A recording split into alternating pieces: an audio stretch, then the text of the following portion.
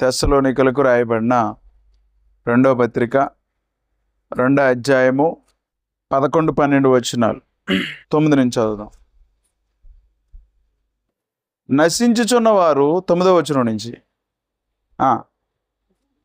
నశించుచున్నవారు తాము రక్షింపబడుటకై సత్య విషయమైన ప్రేమను అవలంబింపకపోయిరి గనుక వారి రాక అబద్ధ విషయమైన సమస్త బలముతోనూ నానా విధములైన సూచక క్రియలతోనూ మహత్కార్యములతోనూ దుర్నీతిని పుట్టించు సమస్త మోసముతోనూ నశించుచున్న వారిలో సాతాను కనబరుచు బలమును అనుసరించి ఉండును.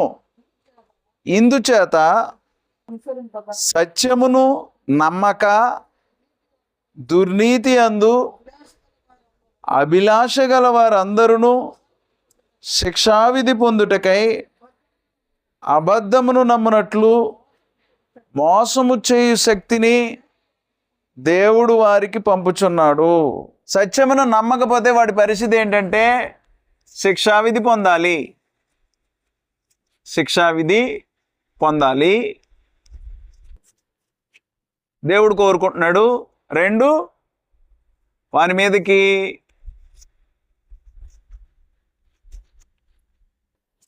మోసము చేయు శక్తి వస్తుంది. మోసము చేయు శక్తిని దేవుడు వారికి పంపుచున్నాడు అన్నాడు. అందువల్ల సత్యాన్ని నమ్మకపోతే పరిస్థితి అది. పోయిన వారం ఏం చేసామంటే ఒక 10 పాయింట్లు ఆలోచన చేసాం. ఏంటా 10 పాయింట్లు? సత్యం అంటే మనుషులు ఏమనుకుంటూ ఉన్నారు, ఏం ఆలోచన చేసాం? సత్యం అంటే మనుషులు ఎలాగ నిర్వచిస్తారు అనేది ఒక 10 పాయింట్లు మనం ఆలోచన చేసాం. చాలామంది ఆలోచన అదే, అవును కదా? ఎలాగూ మనం సత్యానికి నిర్వచనం ఇస్తాం. మనందరికీ తెలుసు, నేర్చుకుంటూ ఉన్నాం మనం. సత్యం అంటే దేవుని వాక్యం. దేవుని వాక్యము సత్యము. యోహాను 17:17 ప్రకారం దేవుని వాక్యమే సత్యం. నీ వాక్యమందు వారిని ప్రతిష్ఠ చేయము, నీ వాక్యమే సత్యం అన్నాడు. అందువలన కానీ లోకంలో ఆలోచనలు ఎలా ఉంటాయి అంటే మనం ఆలోచన చేసాం. క్రైస్తవ మతం అనబడుతున్నటువంటి దాంట్లో సత్యం అంటే లేదా వారు నమ్మే పరిస్థితులు ఎలా ఉంటాయంటే ఎలా ఉంటాయి?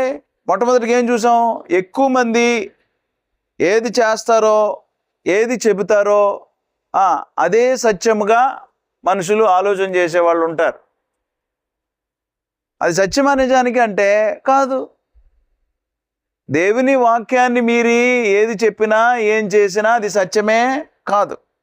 రెండవదిగా మనం మొదటి నుండి ఇదే విన్నాము కనుక చాలామంది ఆలోచన ఫస్ట్ నుంచి ఇదే వింటున్నాం కాబట్టి ఇదే సత్యం అని ఫిక్స్ అయిపోయేవాళ్ళు కొంతమంది.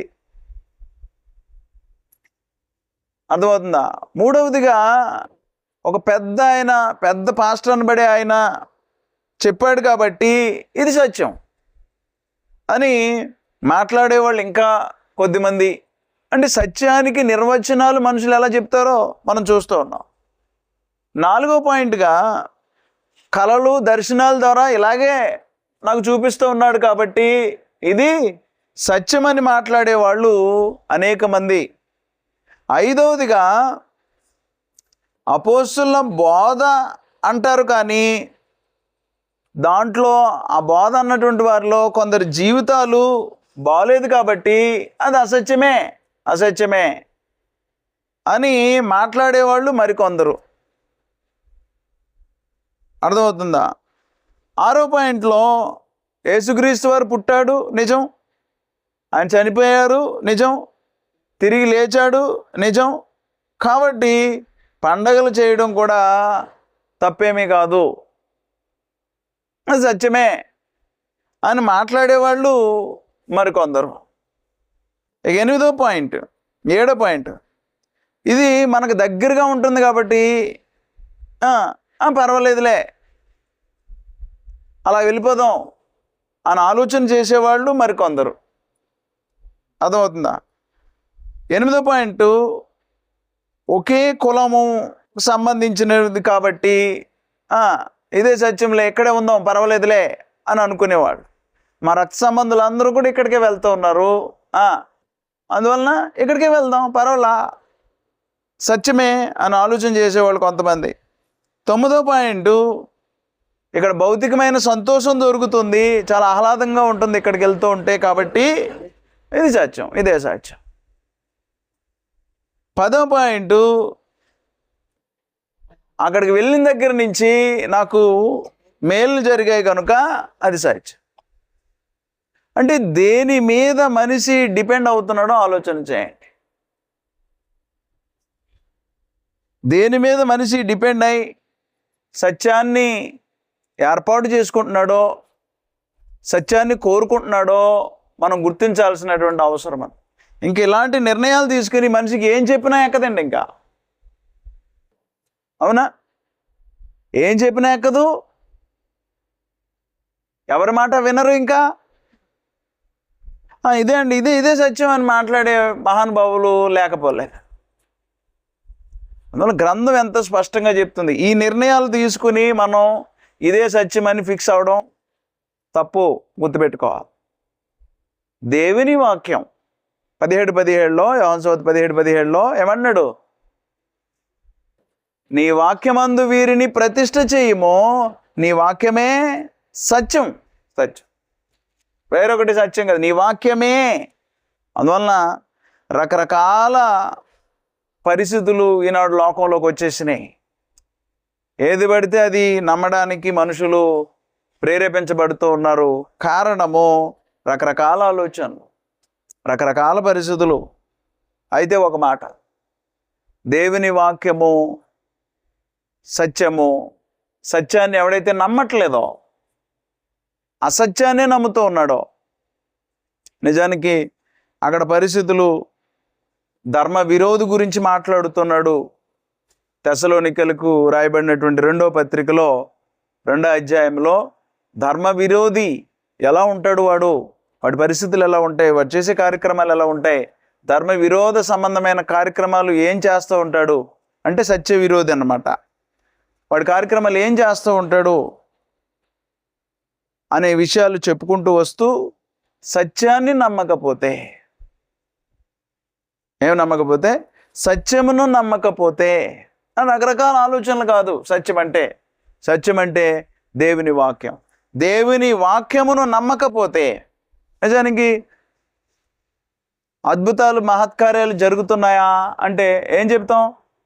చూడండి 9వ వచనంలో, నశించుచున్నవారు తాము రక్షింపబడుటకై సత్య విషయమైన ప్రేమను అవలంబింపకపోయిరి గనుక వారి రాక అబద్ధ విషయమైన సమస్త బలముతోనూ నానా విధములైన సూచక్రియలతోనూ మహత్కార్యములతోనూ దుర్నీతిని పుట్టించు సమస్త మోసముతోనూ నశించుచున్న వారిలో సాతాను కనపరచు బలమును అనుసరించి ఉండును. ఏం జరుగుతాయి? అద్భుతాలు, మహత్కార్య, సూచక్రియలు సాతాను కనపరచు బలమును అనుసరించి ఉండును. ఆనాడు ఒకసారి చూడండి, ఆనాడు అపోస్తులైన పౌలు, లేకపోతే పేతురు, వీళ్ళందరూ కూడా అద్భుతాలు చేసినటువంటి వారు, మహత్కార్యాలు చేసినటువంటి వారు. మామూలుగా కాదు, చనిపోయిన వారిని సైతం వారు ఏం చేశారు? లేపారు. కానీ ఈనాడు ఏం జరుగుతున్నాయి? ఒక్క కుష్టి రోగిని ఎవడైనా బాగు చేసినట్టు చూస్తామా? ఒక్క పుట్టు గుడ్డోడిని ఎవరికైనా కళ్ళు ఇచ్చిన వాళ్ళని చూసామా? ఏమండి, పక్షవాతం ఉన్నటువంటి వాడు కాళ్ళు చేతులు పడిపోయిన వాడు లెగిసి గంతులేయడం ఎక్కడైనా చూసారా మీరు?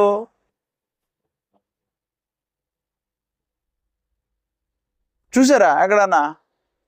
లేదు. కానీ మనుషులు అద్భుతాలు చేస్తున్నాం, మహత్కార్యాలు చేస్తున్నాం, కారణము సత్యం మనుషులకు అవసరం లేకుండా పోయింది. ఈనాడు గుర్తుపెట్టుకోండి, ఏ ఒక్కని చేతిలో ప్రార్థన చేస్తే వెంటనే ఇమీడియట్లుగా వాడి జీవితంలో అద్భుతం జరిగిపోయి గంతులేసి వాడి జబ్బు పోయే కార్యక్రమాలు ఏమీ లేవు. వాడి జబ్బు పోయే కార్యక్రమాలు ఏమీ లేవు. దేవుడు సహాయం చేస్తాడు ఈనాడు, కాదంటలా, వైద్యము ద్వారా. అర్థమవుతుందా? దేవుడు మేలులు చేస్తాడు. కారణము, ఆనాడు పరిశుద్ధాత్ముడు అలాగున అపోస్తుల్లో ఉండి పని చేసినట్లుగా ఈనాడు పని చేయట్లేదు. మనం గుర్తించాలి. అద్భుతాలు, మహత్కార్యాలు, సూచక్రియలు దేవుడు ఎంతవరకు ఉపయోగించుకున్నాడో మనకు అర్థం కావాలి.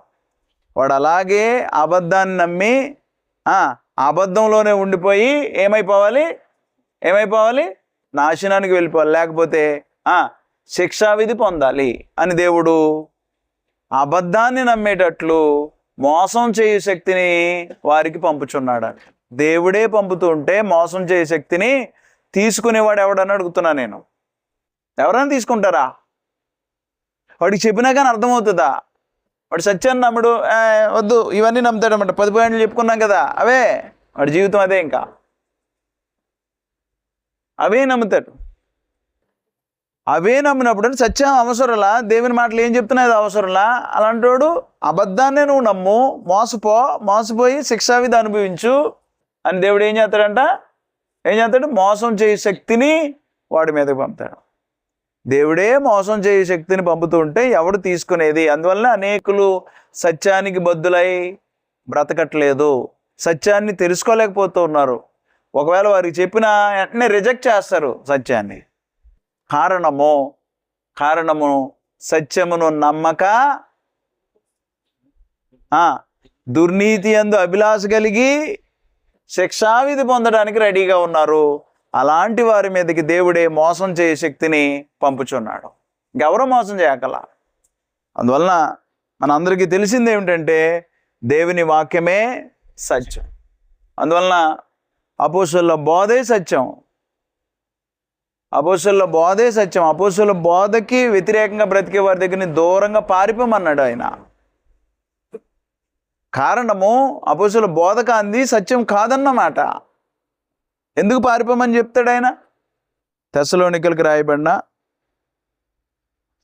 2వ పత్రిక 3వ అధ్యాయము 6వ వచనం, సహోదరులారా, మా వలన పొందిన బోధన ప్రకారము కాక అక్రమముగా నడుచుకును ప్రతి సహోదరుని యొద్ద నుండి తొలగిపోవాలని మన ప్రభువైన యేసుక్రీస్తు పేరట మీకు ఆజ్ఞాపించుచున్నాను.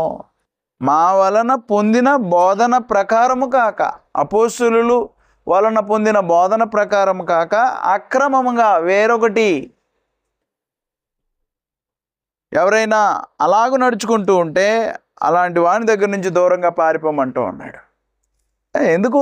ఎక్కడైనా ఉండండి, పర్వాలేదులే అని అనొచ్చు కదా. మీరు మాత్రం సరిగ్గా ఉండండి. చాలామందికి ఈ ఐడియా ఉంటుంది, వాళ్ళు ఎలా బతికితే నాకు ఎందుకండి, మేము కరెక్ట్గా ఉంటున్నాం కదా, అలా అనొచ్చు కదా ఆయన అక్కడి నుంచి. అంటే అక్కడ అపోస్తలుల బోధ లేకపోతే నువ్వు కూడా కరెక్ట్గా ఉండలేవు అనేదే కదా. కొరింథీయులకు రాయబడిన 1వ పత్రిక 4వ అధ్యాయము 6వ వచనం, సహోదరులారా, మీరు మమ్మును చూచి లేఖనముల యందు వ్రాసి ఉన్న సంగతులను అతిక్రమింపకూడదని నేర్చుకొని. ఏం నేర్చుకోవాలంటండి? ఏం నేర్చుకోవాలంట?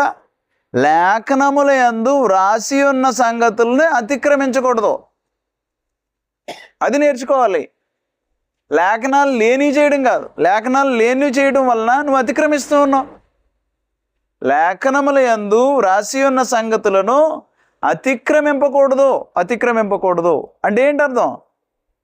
లేఖనముల యందు లేనటువంటి వాటిని నువ్వు చేయడం కానీ, నువ్వు బోధించడం కానీ ఈ కార్యక్రమాలు జరగకూడదన్నమాట. నువ్వు అతిక్రమించిన వాడివి. దేవుని లేఖనాలను అతిక్రమిస్తే ఏం జరుగుతుంది? అంత భయంకరమైన పర్యవసానం మనిషి ఎదుర్కొంటాడు అనేది మనం గుర్తించాలి. రోమపత్రిక 16వ అధ్యాయం 17వ వచనం,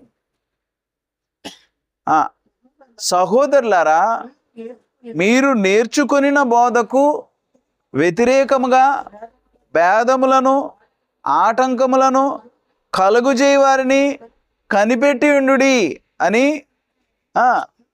మిమ్మల్ని బతిమాలు కొనుచున్నాను, వారిలో నుండి తొలగిపోవుడి. చాలండి. వారిలో నుండి తొలగిపోవుడి. నేర్చుకున్న బోధకు వ్యతిరేకంగా ఒకటే బోధ ఉంది, అది అపోస్తలుల బోధ. ఆ బోధకు వ్యతిరేకంగా వారి మధ్య నుంచి ఏమవ్వాలంటండి? మీరు తొలగిపోవాలి. బతిమాలు కొంచున్నా కనిపెట్టి ఉండండి. వారిలో నుండి తొలగిపోండి. సత్యం ఎంత ఇంపార్టెంట్ మన అందరి జీవితాల్లో. సత్యాన్ని తెలుసుకొని దాంట్లో బ్రతకడం అనేది ఎంత గొప్పదో మనం గుర్తించాల్సినటువంటి అవసరం. సత్యానికే మనం ఓటేయాలి. అర్థమవుతుందా? సత్యం ప్రకారమే మనం బ్రతకాలి. సత్యమే మన నోట్లోంచి మాట్లాడాలి. అంటే దేవుని లేఖనాలే మాట్లాడాలి. అలా కాకుండా వేరొకటి మాట్లాడి వేరొకటి కార్యక్రమాలు చేస్తే దేవుడు ఊరుకునేవాడు కాదు. ఏం జరుగుతుంది? ఇప్పుడు దాంట్లోకి వెళ్తాం. మొదటి రాజులు 22వ అధ్యాయం. 22వ అధ్యాయంలో ఏముందంటే,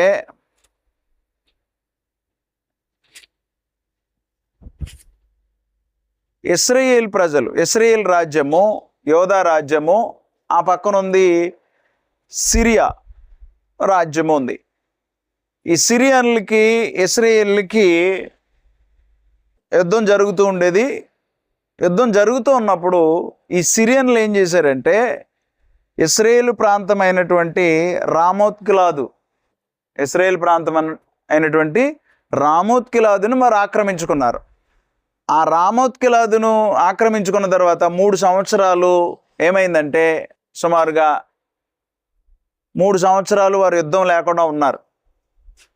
యుద్ధం లేని ఆ సందర్భంలో ఇశ్రాయేల్ రాజు దగ్గరికి యోధా రాజు వచ్చాడు. యోధా రాజ్యము, ఇశ్రాయేల్ రాజ్యము, Syria north side, south side యోధా ఉంటుంది. కొంచెం నార్త్కి వెళ్తే ఇశ్రాయేల్ రాజ్యం తర్వాత సిరియన్ల రాజ్యం. అర్థమవుతుందా?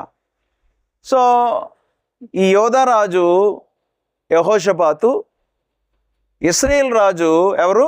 ఆహాబు. యోధా రాజు భక్తిపరుడు యెహోషాపాతు. ఇశ్రాయేల్ రాజు భక్తి ఉండదు, ఏముండదు మనిషికి. దేవుని అందు భక్తిని విడిచిపెట్టేసినటువంటి వాడు. అలాంటి రాజు దగ్గరికి యెహోషాపాతు వెళ్ళాడు. వెళ్తుంటూనే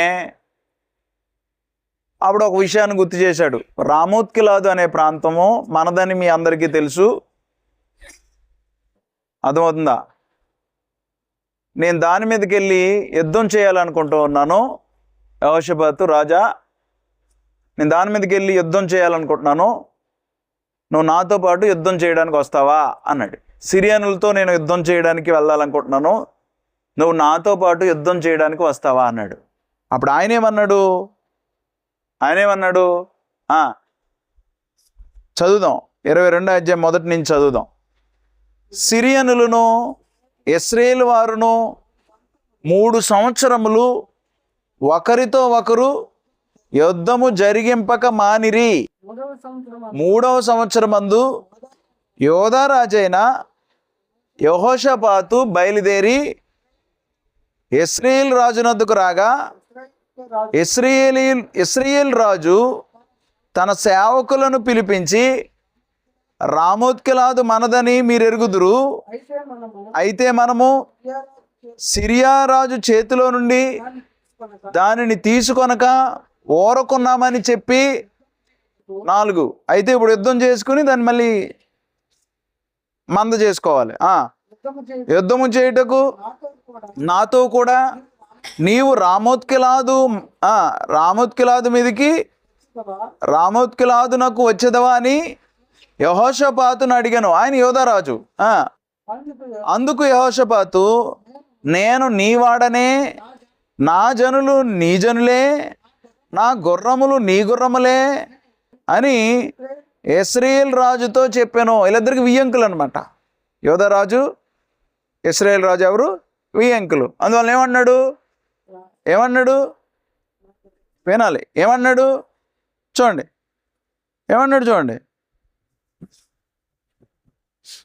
నా జనులు నీ జనులే, నేను నీ వాడనే, నా గుర్రములు నీ గుర్రములే అని ఇశ్రాయేలు రాజుతో చెప్పెను. అప్పుడు ఎలా ఉంటుంది? పిమ్మట యెహోషాపాతు, నేడు యెహోవా యొద్ద విచారణ చేయుదుము రండని ఇశ్రాయేలు రాజుతో అనగా, జాగ్రత్త గుర్తుపెట్టుకోవాలి, ఇశ్రాయేలు రాజు యోధారాజు.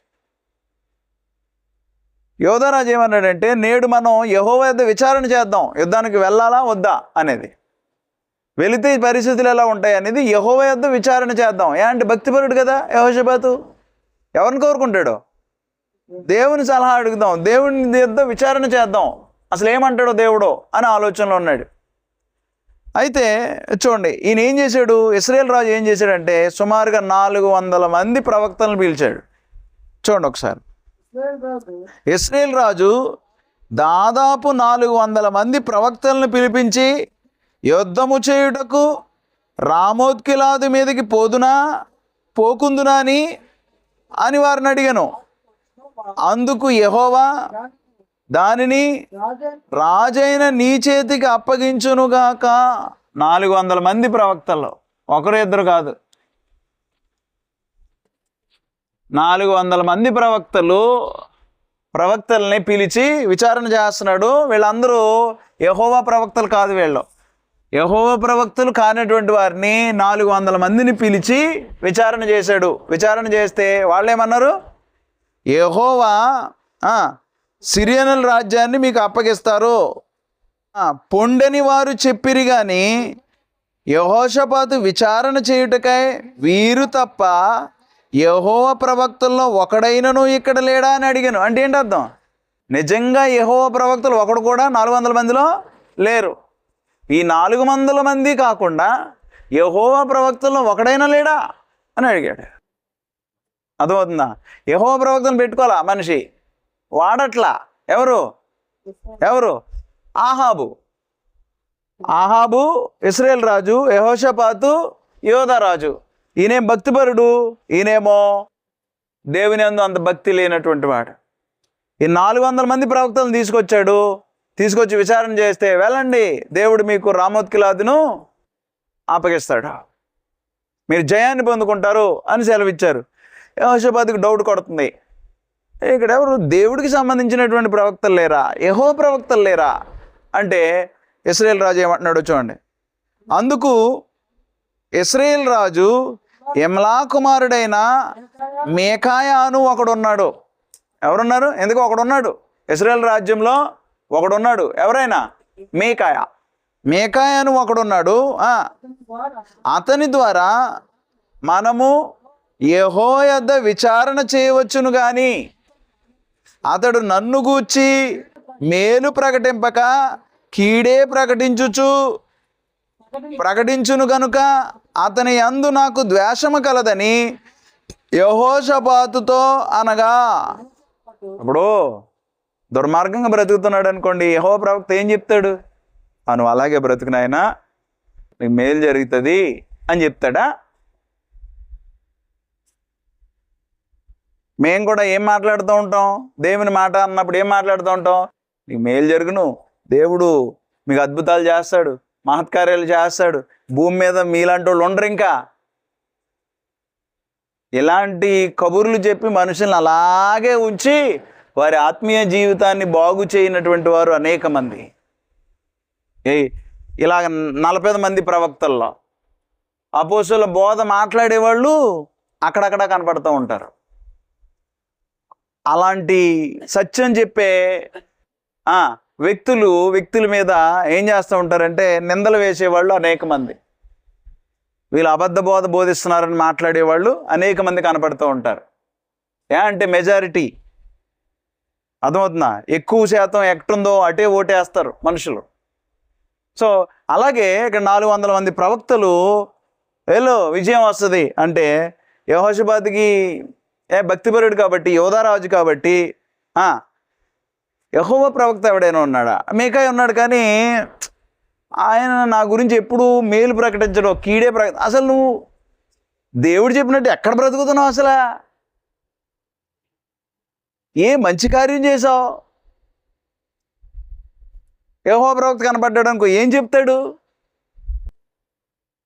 నువ్వు ఇలా బ్రతకు, జాగ్రత్త అని వార్నింగ్ ఇస్తాడు. నువ్వు సరిగ్గా బ్రతకాలి అంటే చాలామంది వెళ్ళిపోయినటువంటి వాళ్ళు ఉన్నారు అపొస్తలుల బోధ నుంచి. ఎవడికి నష్టం? సరిగ్గా బ్రతకాలి, ఇలా బ్రతికితేనే పరలోకం. మన ఇష్టానుసారంగా మనం బ్రతకూడదు, పరిశుద్ధతను కాపాడుకోవాలి అని చెబుతూ ఉంటే వెళ్ళిపోయిన వాళ్ళు ఉన్నారు. అర్థమవుతుందా? అందువలన సత్యం చెప్పేవాడు ఎవడైనా సరే, దేవుని మాటలుగా చెప్పేవాడు ఎవడైనా సరే విరోధిగానే ఉంటాడు. కఠినంగా ఉంటాయి మాటలు.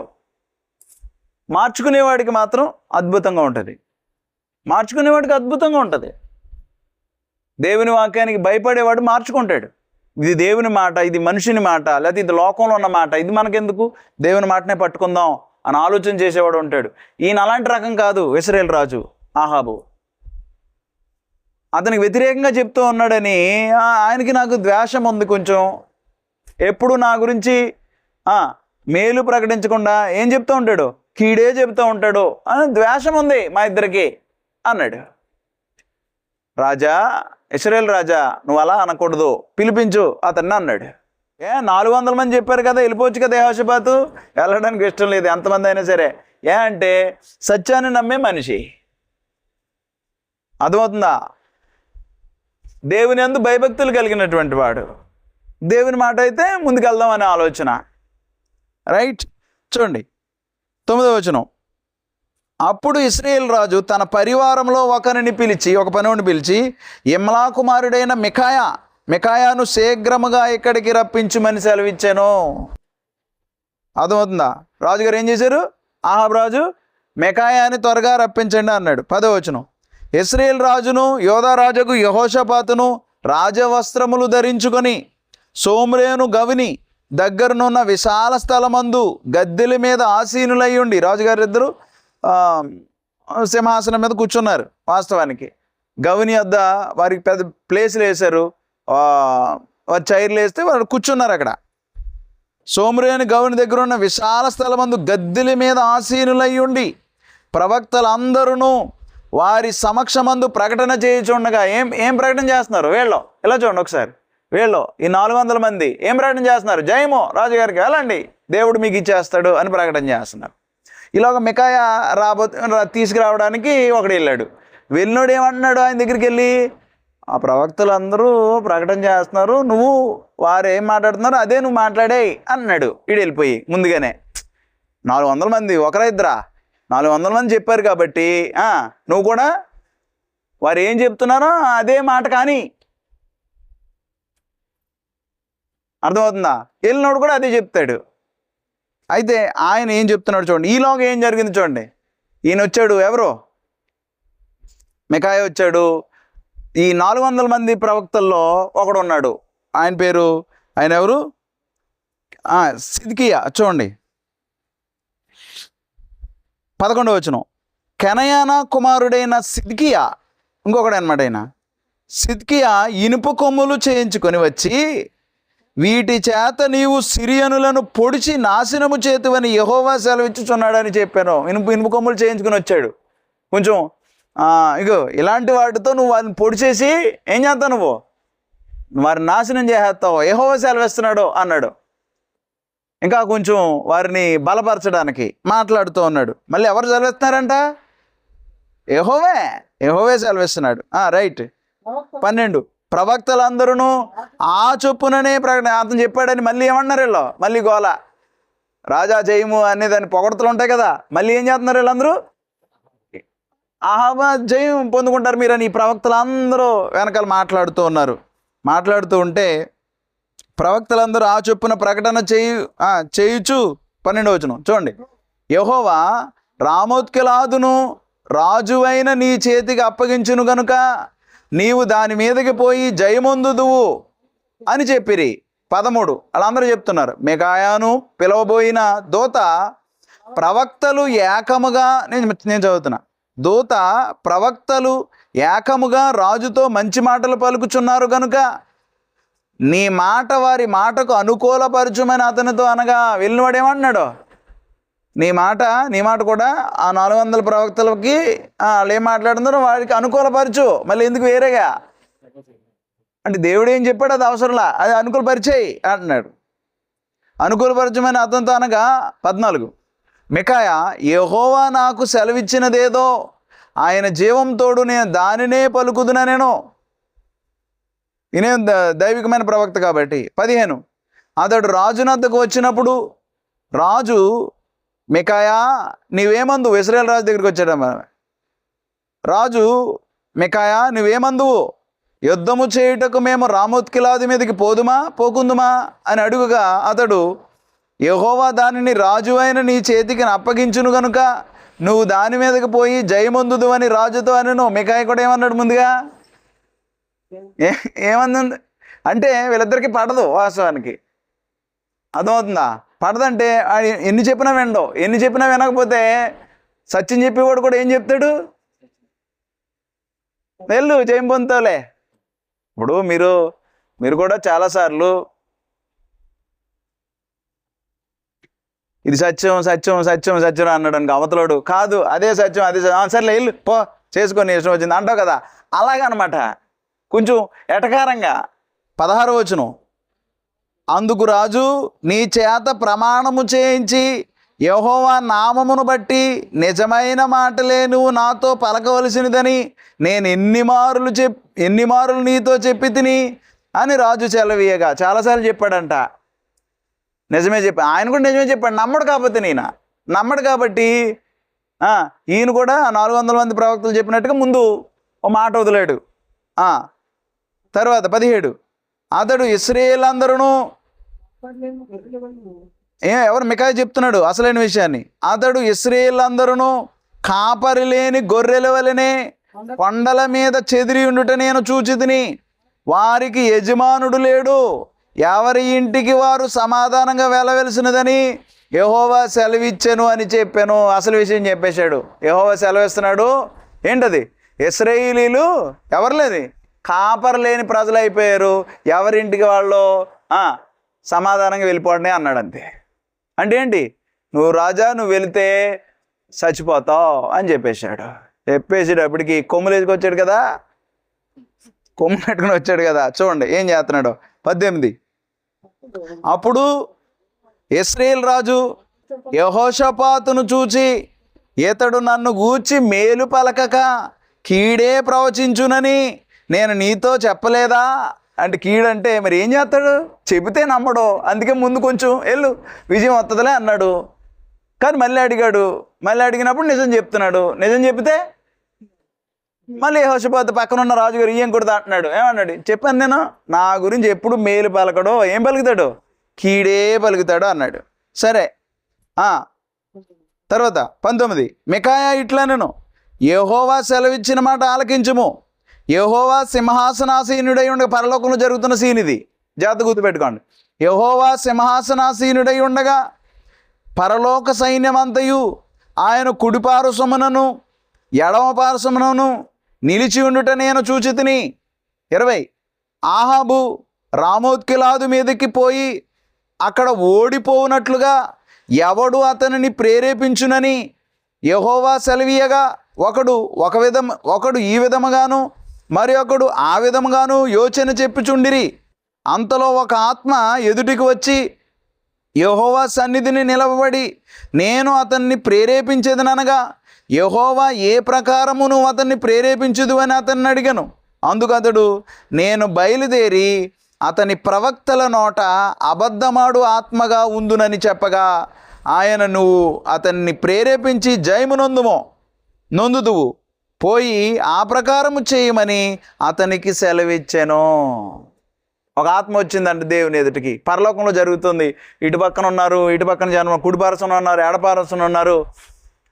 ఒకరు సలహాలు ఇస్తూ ఉన్నారు, నేను ఇలాగెళ్ళి మోసం చేస్తాను, ఇలాగెళ్ళి ఇలా చేస్తా అని సలహాలు ఇలా మాట్లాడుతూ ఉన్నారు, యోచనలు చెప్తూ ఉన్నారు. అయితే ఒక ఆత్మ ఎదుర్కోకుండా వచ్చి నేను ఈ రాజుగారి యొక్క ప్రవక్తల నోట అబద్ధమాడు ఆత్మగా ఉంటాను అన్నాడు. అయితే పో వెళ్ళి జయాన్ని పొందా అన్నాడు. ఎవరు? దేవుడు సెలవిచ్చాడు. అర్థమవుతుందా? ఇది ఈయనకి దేవుడు బయలుపరిచినటువంటి విషయాన్ని ఇప్పుడు ఎవరికి చెప్తున్నాడు? రాజుగారికి, అలాగే యెహోషాపాతు రాజు, ఇద్దరు రాజులు ఎదుట మాట్లాడుతున్నాడు. ఎవరు? మికాయా. చూడండి అప్పుడు ఏం జరిగిందో. 23. యెహోవా నిన్ను గూర్చి కీడు యోచించి నీ ప్రవక్తల నోట అబద్ధమాడు ఆత్మను ఉంచి ఉన్నాడు. సత్యాన్ని నమ్మకపోతే ఏం చేస్తాడు? అబద్ధమాడు ఆత్మను ఉంచుతాడన్నమాట. వాని మీదకి మోసం చేయు శక్తిని పంపుతాడు. సత్యాన్ని నమ్మకపోతే. సత్యాన్ని నమ్మడు ఈయన. ఎవరు?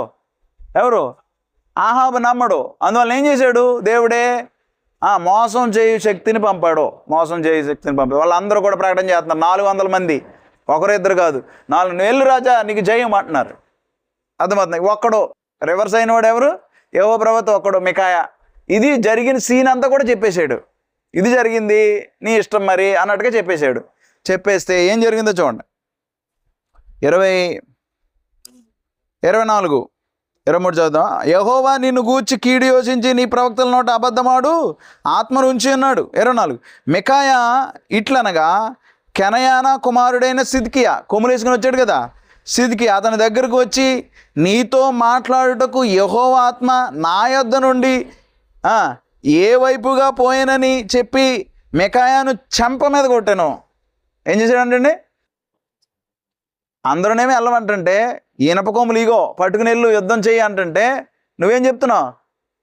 వెళ్తే చేస్తావు, ఇశ్రాయేలు అందరూ కాపర్ లేని గొర్రెల్లాగా అయిపోతారు అని చెప్తున్నావు అని చెల్లుమని కొట్టాడు. నా దగ్గరికి వచ్చినటువంటి ఆత్మ ఎటుపోయాడు నీకు చెప్పడానికి అని మాట్లాడుతూ ఉన్నాడు. ఓకే, అందుకు మికాయా దాగుకొనుటకై ఆడి విషయం చెప్తున్నాడు. ఎవరైతే కొట్టాడో వాడికి చెప్తున్నాడు. దాగుకొనుటకై, ఇప్పుడు రాజు యుద్ధం చేయడానికి వచ్చాడు అనుకోండి, దాక్కోవాలి కదా. అందుకు మికాయా దాగుకొనుటకై నీవు ఆయా గదుల్లోనికి చొరబడునాడు, అది నీకు తెలియవచ్చునని అతనితో చెప్పాను. రాజుగారు వచ్చి యుద్ధం చంపడానికి వచ్చేస్తున్నాడు అనుకోండి, ఏం చేస్తాడు? నువ్వు కూడా దాక్కోవడానికి పరిగెడతావు, అప్పుడు నీకు అర్థమవుతుందిలే అన్నాడు. అంత మాత్రమే కదా, ఇప్పుడు రాజుగారు కోపం వస్తుంది కదా. ఈయన ఎవరైనా ఇశ్రాయేల్ రాజుగారు కోపం వస్తుంది. కోపం వస్తే ఏం చేశాడు చూడండి. 26. అప్పుడు ఇశ్రాయేల్ రాజు మికాయాను పట్టుకొని తీసుకొని పోయి పట్టణపు అధికారి అయిన ఆమోనునకును రాజకుమారుడైన యోవాషునకును అప్పగించి బందీ గృహంలో ఉంచి మేము క్షేమముగా తిరిగి వచ్చే వరకు అతనికి కష్టమైన అన్నము నీళ్లు ఈయుడని ఆజ్ఞ ఇచ్చెను. తినలేని ఆహారం, నీళ్లు, చేదు నీళ్లు, ఇవి వ్యతిరేకంగా మాట్లాడతాడా? బందీ గృహంలో ఉంచండి, మేము వచ్చేంతవరకు కష్టమైన నీళ్లు, చేదు నీళ్లు, చేదు ఆహారం ఇవ్వండి, సరిపోద్ది వీడికి అని ఒక బందీ గృహంలో పడేశాడు. ఈ మాటలన్నీ వింటున్నాడు. ఇలా చెప్తుంటే వింటాడు కదా. మికాయా మళ్ళీ ఇంకో మాట మాట్లాడాడు. 28 చూడండి ఏమన్నాడు. అప్పుడు మికాయా ఇలాగుని చెప్పాను, సకల జనులారా నా మాట ఆలకించుడని చెప్పాను. రాజువైన నీవు ఏమాత్రమైనను క్షేమముగా తిరిగి వచ్చిన ఎడల యెహోవా నా చేత పలకలేదు. అంతే, క్లియర్. నువ్వేమైనా సరే క్షేమంగా తిరిగి వస్తే మళ్ళీ ఇక్కడికి దేవుడు నా చేత ఈ మాటలన్నీ పలికించలేదు, అప్పుడు మీకు అర్థమవుతుంది అన్నాడు. అంటే ఏంటి? ఇప్పుడు ఆహాబు రాజు గారు క్షేమంగా తిరిగి వచ్చే అవకాశము లేదు. ఇప్పుడు మికాయా మాట వింటారా? 400 మంది ప్రవక్తల మాట వింటారా? చెప్పండి. ఇప్పుడు అపోస్తుల బోధ చేసేవాళ్ళు కొద్దిమంది, ఇది సత్యం వెనకాల చూసుకుంటే 95% అపోస్తుల బోధ లేదు. ఏ బోధ పడితే అదే మాట్లాడేవాళ్ళు ఉన్నారు. ఎవడి మాట వింటారు ఎవడైనా? చెప్పండి. సత్యం కొంచెం కఠినంగా ఉంటుంది, కొంచెం బాధ పెడుతుంది, కొంచెం ఇబ్బందికరంగా ఉంటుంది, ఇలాగే ఉంటుంది. ఆహాబులాగా ఉంటుంది పరిస్థితి. సత్యం వినపడుతుంది అనుకోండి, మార్చుకోవడానికి కష్టం, కొంచెం చాలా బాబు ఇలాగైతే ఎవడు బతుకుతాడండి, అయ్యి బాబు ఎంత కష్టమో మనుషులకి. ఏమండి, కష్టమైన మాటల వలన మనుషులు కూడా ఏం చేస్తూ ఉంటారు? పగపడుతూ ఉంటారు. అవును కదా. అపోస్తుల బోధ చెప్పేవాళ్ళ మీద కూడా పగపట్టే వాళ్ళే ఉంటారు, ఇష్టానుసారంగా మాట్లాడే వాళ్ళు ఉంటారు. ఎదురుకోకుండా వచ్చి వాక్యం చేత టాలీ చేసుకునేవాడు ఉండడు. ఏంటి ఇది వాక్యం చెప్పేది, వాక్యం కానిది చెబితే మనం కూడా వారి దాంట్లోనే చేరిపోతాం. వాస్తవానికి మికాయా ఎప్పుడైతే సత్యం చెప్పాడో వాళ్ళ 400 మంది ఈయన ఒక్కడైపోయాడు. ఎవరు? మెజారిటీ. అందువలన మెజారిటీ మాటే ఎప్పుడు కూడా చెల్లుతుంది. దేవుణ్ణి ఎరగినటువంటి వాడు ఆహాబు, దేవుని ఎరిగినటువంటి వాడు యెహోషాపాతు కూడా వియ్యంకులు. కాబట్టి ఏం చేస్తారు? నా ప్రజలు నీ ప్రజలే, నేను నీ వాడినే, నా గుర్రాలు నీ గుర్రాలే అన్నాడు. అందులో వియ్యంకుడు ఏం చేస్తాడు ఇప్పుడు వెళ్ళకుండా? అర్థమవుతుందా? ఏం చేశాడు అనుకుంటున్నారు తెలివితేటలుగా? ఇశ్రాయేల్ రాజు ఏం చేశాడు అనుకుంటున్నారు? మారు వేషం వేసేసాడు. రాజు వేషం తీసేసి మారు వేషం వేసేసి రాజుగానేమో యెహోషాపాతుని కూర్చోబెట్టాడు. ఎంత తెలివితేటలు చూడండి. ఆహాబు ఈయన కూర్చోబెట్టాడు. వెళ్ళారు. వెళ్తూ ఉంటే రాజు అడిగారా అని అవతల సైడ్ నుంచి రాజు అడిగారని మూగేశారు. ఎవరి చుట్టూ? యెహోషాపాతు. అయ్యో నేను రాజుని కాదని మొత్తం అంతా ఇప్పేశాడు. ఇవన్నీ ఇప్పేసిన, అవును ఈయన ఇశ్రాయేల్ రాజు కాదే, విడిచిపెట్టేశారు. తరిమి వాళ్ళని విడిచిపెట్టేసి ఇశ్రాయేల్ రాజు మీదకి గురి చూడకుండానే ఒకడు బాణం విసిరాడంట. ఇక్కడి నుంచి యువతల నుంచి యువతలకి చీల్చుకుంటూ వెళ్ళిపోయింది. ఆ రథం మీదే రక్తం గారిపోయి ఏమవుతుంది? బాణం వెళ్ళిపోతే ఏమవుతుంది? అక్కడే సాయంకాలం దాకా దాని మీద ఉండి సాయంకాలం అయినప్పటికీ చనిపోయాడు. అర్థమవుతుందా? చనిపోతే ఇంకా సాయంకాలం అయినప్పటికీ యుద్ధం ఏం చేస్తారు? రాత్రి ఆపేస్తారు. యుద్ధం ముగిసింది అని ప్రకటన చేస్తూ ఉంటే ఆ రథాన్ని ఆయన్ని తీసుకుని వచ్చేసారు.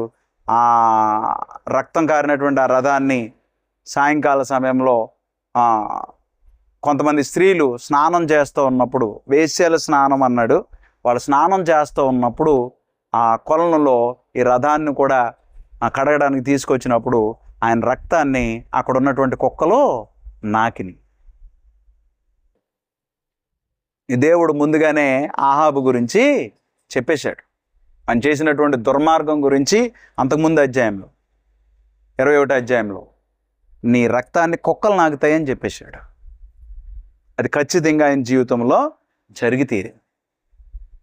అందువల్ల సత్యమును నమ్మకపోతే మోసం చేయు శక్తిని దేవుడు ఏం చేస్తాడు? వారి మీదకి పంపుతాడు. చూడండి, చదివేసుకుందాం 29 నుంచి. ఇశ్రాయేల్ రాజును యోధా రాజుకు యెహోషాపాతును రామోత్గిలాదు మీదికి పోవుచుండగా ఇశ్రాయేల్ రాజు, నేను మారువేషం వేసుకుని యుద్ధములో ప్రవేశించేదను, నువ్వైతే నీ వస్త్రములు ధరించుకొని ప్రవేశించుమని యెహోషాపాతుతో చెప్పి మారువేషం వేసుకొని యుద్ధమందు ప్రవేశించెను. సిరియా రాజు తన రథముల మీద అధికారులైన 32 అధిపతులను పిలిపించి అల్పులతోనైనను గనులతోనైనను మీరు పోట్లాడవద్దు. చిన్నవాళ్ళతో కానీ పెద్దవాళ్ళతో, గనులతో కానీ అల్పులతో కానీ ఎవరితోనూ మీరు పోట్లాడొద్దు. ఎవరితో పోట్లాడాలి? ఇశ్రాయేల్ రాజుతో మాత్రమే పోట్లాడని ఆజ్ఞ ఇచ్చి ఉండగా సిరియా రాజు ఏమన్నాడు? ఇశ్రాయేల్ రాజుతోనే మీరు యుద్ధం చేయండి, ఇంకెవ్వడం అవసరంలా మనకి అన్నాడు వాడు. ఇంకేం చనిపోయే రోజు వచ్చేసింది అన్నమాట. అంతే కదా, ఇశ్రాయేల్ రాజుతోనే చేయండి, అందరితో యుద్ధం చేసుకుంటే వెళ్ళండి అంటలా. ఇశ్రాయేల్ రాజు ఒక్కడు చాలు పని కానీ చంపేయండి అన్నారు. అంతే. ఇశ్రాయేల్ రాజుతో మాత్రమే పోట్లాడని ఆజ్ఞ ఇచ్చి ఉండగా రథాధిపతులు యెహోషాపాతును చూసి ఇతడే ఇశ్రాయేల్ రాజు అనుకుని అతనితో పోట్లాడుటకు అతని మీదకి వచ్చిరి. యెహోషాపాతు కేకలు వేయగా కంగారు వచ్చేసింది మనవాడికి. యుద్ధం చేయట్లేదు ఈయన, ఇంక భయపడిపోయాడు అనమాట. కేకలు వేసేస్తున్నాడు ఇంకా, అయ్య బాబా నేను కాదురా అని. అది అంతే కదా, భయపడిపోయినాడు. ఏం చేస్తాడు? కేకలు వేస్తాడు. రథాధిపతులను ఇతడు ఇశ్రాయేల్ రాజు కానట్టు గుర్తుపట్టి అతని తరుముట మానివేసిరి. పిమ్మట ఒకడు తన విల్లు తీసి, నిజానికి ఆ మాట సిరియా రాజు చెప్పకపోతే యెహోషాపాతు చనిపోయేవాడు. భక్తిపరుడు ఈయన. యెహోషాపాతు చనిపోయేవాడు ఆ మాట చెప్పకపోతే. రాజుగారు చెప్పారు కదా, స్ట్రిక్ట్ వార్నింగ్ అనమాట. రాజుగారు చెప్పారు, సిరియా రాజు చెప్పాడు ఏమని? ఇజ్రాయెల్ రాజుని తప్ప మీరు ఎవరితో పోట్లాడొద్దు అన్నాడు. అందువలన లేకపోతే యెహోషాపాతు చనిపోయేవాడు ఆ మాట కనుక నమ్మితే. దేవుడే చూసారా. అందువలన ఈ విషయాన్ని మనం గమనించాలి. 32 రథాధిపతులను యెహోషాపాతును చూసి ఇతడే ఇశ్రాయేల్ రాజు అనుకుని అతనితో పోట్లాడుటకు అతని మీదకి వచ్చిరి. యెహోషాపాతు కేకలు వేయగా రథాధిపతులను అతడు ఇశ్రాయేల్ రాజు కానట్టు గుర్తుపెట్టి అతని తరుముట మానివేసిరి. పిమ్మట ఒకడు తన విల్లు తీసి గురి చూడకే విడువగా అది ఇశ్రాయేల్ రాజుకు కవచపు కీలు మధ్యను తగిలిన గనుక అతడు నాకు గాయమైనది రథము త్రిప్పి సైన్యములో నుండి నన్ను అవతలకు తీసుకొని పొమ్మని తన సారథితో చెప్పెను. నాడు యుద్ధము బలముగా జరుగుచున్నప్పుడు రాజును సిరియనుల ఎదుట అతని రథం మీద నిలువబెట్టిరి. అస్తమయమందు అతడు మరణమాయెను. తగిలిన గాయములో నుండి అతని రక్తము కారి రథములో మడుగుగట్టెను. సూర్యాస్తమయ సమయమందు దండువారందరూ తమ తమ పట్టణములకును దేశములకును వెళ్ళిపోవచ్చునని ప్రచురమాయెను. 37 ఈ ప్రకారము రాజు మరణమై సోమ్రోనునకు కొనిపోబడి సోమ్రోనులో పాతిపెట్టబడెను. వేశ్యలు స్నానము చేయుచుండగా ఒకడు ఆ రథమును సోమ్రోను కొనల్లో కడిగినప్పుడు యెహోవా సెలవిచ్చిన మాట చొప్పున కుక్కలు వచ్చి అతని రక్తమును నాకెను. ఇది భయంకరమైన పరిస్థితి. సత్యమును నమ్మకపోతే వాడు ఏమైపోవాలి? శిక్షావిధి పొందుకోవాలి. దానికోసం దేవుడు ఏం చేస్తున్నాడు? మోసం చేయు శక్తిని ఎంతమంది? ఒకరు ఇద్దరు కాదు, 400 మంది ప్రవక్తలు ప్రవచిస్తున్నారు ఒకే మాట. ఈనాడు అందరూ అంతే. భూమి మీద అబద్ధ బోధ ప్రకటించే వాళ్ళు అందరూ కూడా ఒకే ఘంటాపదంగా మాట్లాడేవాళ్ళు అనేక మంది ఉన్నారు లోకంలో. సత్యమును నమ్మకపోతే అంటే నిన్ను నన్ను మోసపరచు, ఎలాగైనా మోసపోవచ్చు. నువ్వు గుర్తుపెట్టుకో, సత్యాన్ని కనుక అర్థం చేసుకుని సత్య సంబంధిగా బ్రతకపోతే నిన్ను నన్ను ఎవరైనా మోసం చేస్తారు, గుర్తుపెట్టుకోండి. అందువలన సత్యాన్ని నమ్మకపోతే దుర్నీతి అందు అభిలాష కలిగి ఉండి బ్రతుకుతూ ఉంటే జరిగేది ఏంటంటే వారి మీదకి మోసం చేసే శక్తిని దేవుడు పంపుతాడు. దేవుని వాక్యము కాక మరొకటి ఏదైనాను అసత్యమే. నీ వాక్యమే సత్యం, నీ వాక్యమే సత్యం. అది మనం గుర్తించాలి. అందువలన దేవుని వాక్యం కానిది ఏం చేద్దాం?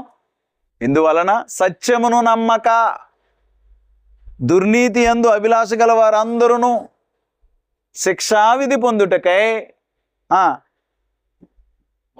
మోసం చేయు శక్తిని దేవుడు వారికి పంపుచున్నాడు. దేవుడే పంపుతున్నాడు. ఇది ఆల్రెడీ రికార్డెడ్. 22వ అధ్యాయంలో రికార్డ్ అయింది విషయం. కొత్త నిబంధనలో ఉన్నటువంటి మనము భయాన్ని కలిగి బుద్ధి తెచ్చుకుని సత్య సంబంధిగా మనం బ్రతకాల్సినటువంటి అవసరం ఉంది. సత్యాన్ని సరిగా అర్థం చేసుకోవాల్సినటువంటి అవసరం ఎంతైనా ఉంది. ఏది సత్యం మనందరి జీవితాల్లో? ఏది పడితే అది సత్యమా? దేవుని వాక్యమే సత్యమా? పరలోకం వెళ్ళడానికి దేవుని వాక్యమే సత్యం. దాన్ని మనం ఎంత గట్టిగా పట్టుకుంటున్నాం. నిజానికి దేవుని వాక్యాన్ని కనుక ఎవడైనా అపార్థం చేస్తేనే వాడు తప్పించుకోలేడు. అపార్థం అంటే ఏంటి? అపార్థం అంటే ఏంటి అర్థం? ఉన్న అర్థం కాకుండా వేరొక అర్థం చెబితే దేవుడు వారి నాశనం. గుర్తుపెట్టుకోండి, దేవుడు ఏమంటున్నాడు? వాడి నాశనానికి చేస్తున్నాడు అంటున్నాడు. అపార్థం చేస్తే ఉన్న వాక్యాన్ని వేరొక అర్థం చెప్తూ ఉంటే, పేతురు రాసిన 2వ పత్రిక 3వ అధ్యాయం 16వ వచనం, వీటిని గూర్చి తన పత్రికలన్నిటిలోనూ బోధించుచున్నాడు. అయితే వాటిలో కొన్ని సంగతులు గ్రహించుటకు కష్టమైనవి. వీటిని విద్యావిహీనులను అస్థిరులైన వారును తక్కిన లేఖనములను అపార్థము చేయునట్లు తమ స్వకీయ నాశనమునకు అపార్థము చేయుదురు. చాలండి. ఏంటంట? ఎవడైనా అపార్థం చేస్తే ఉన్న భావం కాకుండా వేరొక భావం చెబితే ఏమైనట్టండి? వారు తమ స్వకీయ నాశనమునకు అపార్థము చేయుదురు. అందువలన చదివండి 17వ వచనం కూడా, ప్రియులారా, మీరు ఈ సంగతులు ముందుగా తెలుసుకొని ఉన్నారు గనుక మీరు నీతి విరోధుల తప్పు బోధల వలన తొలగింపబడి మీకు కలిగిన స్థిర మనసును విడిచి పడిపోకుండా కాచుకొని ఉండుడి. నీతి విరోధుల తప్పు బోధ వలన తొలగింపబడి. అందువలన సత్యానికి విరుద్ధంగా ఉన్నటువంటి వారి దగ్గర నుంచి తొలగింపబడి మీకు కలిగిన స్థిర మనసును విడిచి పడిపోకుండా కాచుకొని ఉండుడి. అందువలన లేఖనాలను అపార్థం చేస్తేనే స్వకీయ నాశనం అయితే వేరొక అర్థం చెబుతూ ఉంటే, ఒక అర్థం తీసివేసి ఇంకొక అర్థం మాట్లాడుతూ ఉంటే, అసలైన అర్థాన్ని చెప్పకుండా ఉంటే, స్వకీయ నాశనం అంటే సొంత నాశనం అయిపోతే పరిస్థితులు ఏమవుతుంది ఆలోచించాలి. ఎంతమంది సత్యం అంటే భయం ఉంది, ఎంతమంది దేవుని వాక్యం అంటే భయపడుతూ ఉన్నారు. దేవుని వాక్యాన్ని చెప్పడానికి గజగజ వణకాలి. గుర్తుపెట్టుకోండి, ఒకవేళ పొరపాటు నోట్లోంచి ఏదైనా వస్తుందేమో అనే భయం వెంటాడాలి, లేకపోతే కలిపి చెరిపేస్తాడు మనిషి. అర్థమవుతుందా? అందువలన సత్యాన్ని నమ్మడం అనేది మనం అలవర్చుకోవాల్సినటువంటి అవసరం, సత్య సంబంధిగా మనం బ్రతకాల్సినటువంటి అవసరం. ఆ సత్యం ఎక్కడ దొరుకుతుందంటే దేవుని వాక్యమే. దేవుని వాక్యంలో ఉన్నదే మనం చేద్దాం, అదే నమ్ముదాం. కాదు నేను నమ్మనండి, ఏమండి, అది నేను నమ్మనండి, నా ఆలోచన ప్రకారం నేను చేసేస్తానండి, లేకపోతే ఆ 10 పాయింట్లు అన్నాం కదా, అలాగే ఏదో పాయింట్ నేను తీసుకుంటానండి దాంట్లో అని అంటావో, అలాగ అన్నావో, వెంటనే దేవుడు శిక్షావిధి పొందాలని ఏం పంపుతూ ఉంటాడు? మోసం చేసే శక్తిని పంపుతాడు. అక్కడ అద్భుతాలు మహత్కార్యాలు జరుగుతున్నాయని ఎలా జరుగుతున్నాయి అంటండి? సాతాను బలమును అనుసరించి ఉండును అన్నాడు. మహత్కార్యాలు సూచక్రియలు ఇవన్నీ ఎలా ఉంటాయంటండి? సాతాను బలమును అనుసరించి ఉండు. నిజంగా జరుగుతుందండి? జరగవు. అంత మబ్బే. జరుగుతున్నట్టుగా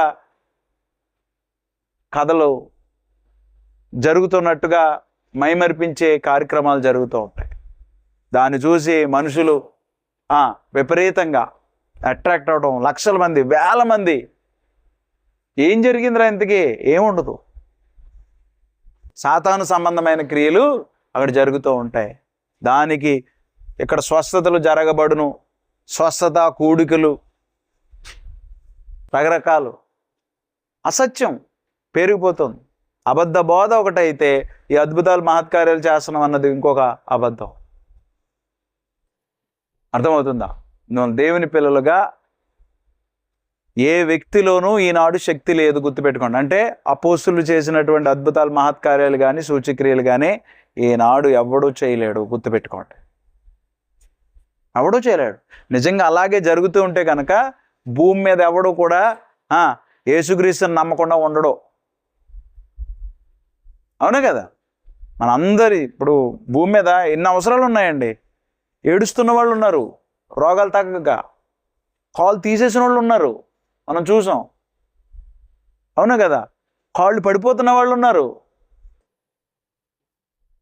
పక్షవాతం అయినటువంటి వాళ్ళు ఉన్నారు, చచ్చిపోయినటువంటి వాళ్ళు ఉన్నారు. ఒక్కడిని లేపమానండి చూద్దాం.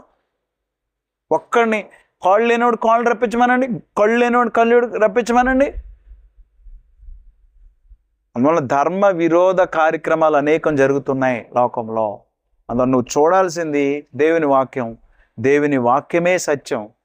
ఆ సత్యం ఏం చెబుతుంది? ఎంత క్లియర్గా మాట్లాడుతోంది. ఏ విషయాన్నైనా నువ్వు వివేచించి పరీక్షించి సత్యాన్ని ఏం చేయాలి? బెరయ సంఘస్థులు ఏం చేశారు? సత్యాన్ని ఏం చేశారు? పరీక్షించు. వీరు తెస్సలోనికలో ఉన్నటువంటి వారి కంటే గనులై ఉన్నారు. ఎందుకంటే పౌలు శీలలు ఎంత గొప్పవాళ్ళు. వాళ్ళు చెప్తుంటే కూడా వీళ్ళు ఏం చేస్తున్నారంట? పరీక్ష అంటున్నారు. అందువల్ల పెద్ద చిన్న చూడొద్దు. ఎవడు ఏం చెప్తున్నాడు? వాక్యం చెప్తున్నాడా, కల్పితాలు మాట్లాడుతున్నాడా? 95% కల్పితాలు మాట్లాడే వాళ్ళే మనకు కనపడతారు.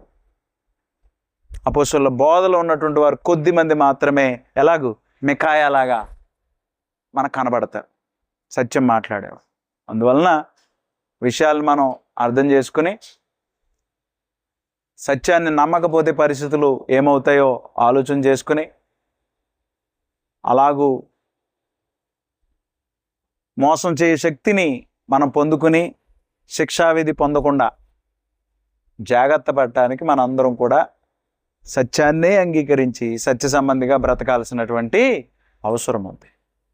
కాదంటావో మీ ఇష్టం, ఎవరిష్టం వాళ్ళు. ఎవరిని ఎవరు బలవంతం చేయ